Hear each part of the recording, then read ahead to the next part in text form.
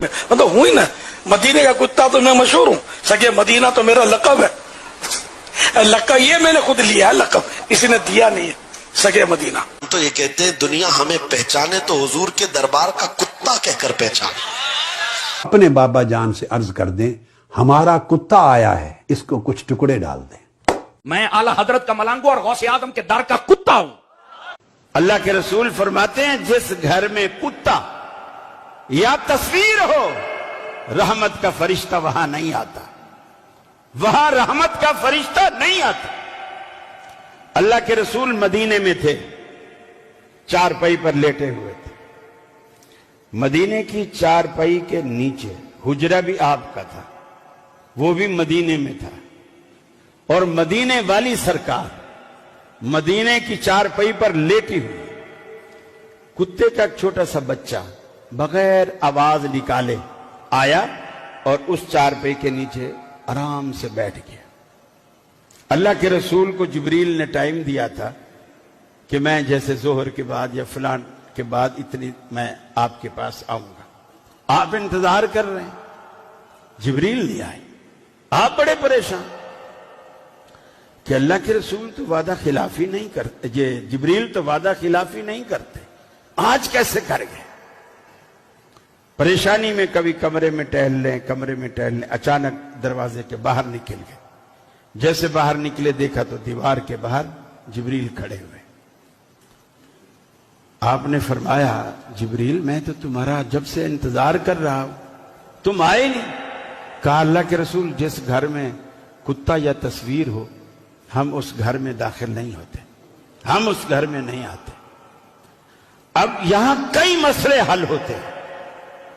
जिब्रील आपके हुजरे के दीवार के बाहर खड़ा है, आप दीवार से अंदर है, आपको पता नहीं है कि जिब्रील बाहर आए खड़े हैं।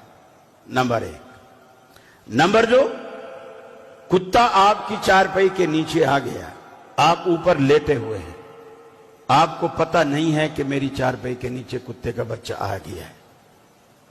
तीसरा, जिब्रील ने कह दिया कि जिस घर में कुत्ता या तस्वीर हो, हम उस घर में नहीं आते।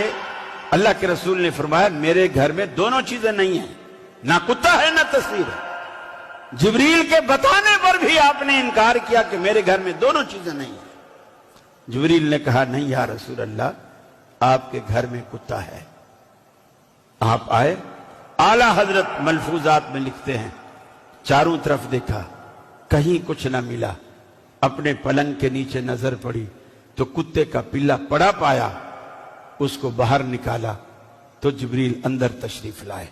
अब इससे एक चौथा मसला और हल हुआ कि वो कुत्ता मदीने का है और मदीने के कुत्ते का बच्चा है और असली कुत्ते का बच्चा है। रहमत का फरिश्ता फिर भी दाखिल नहीं होता,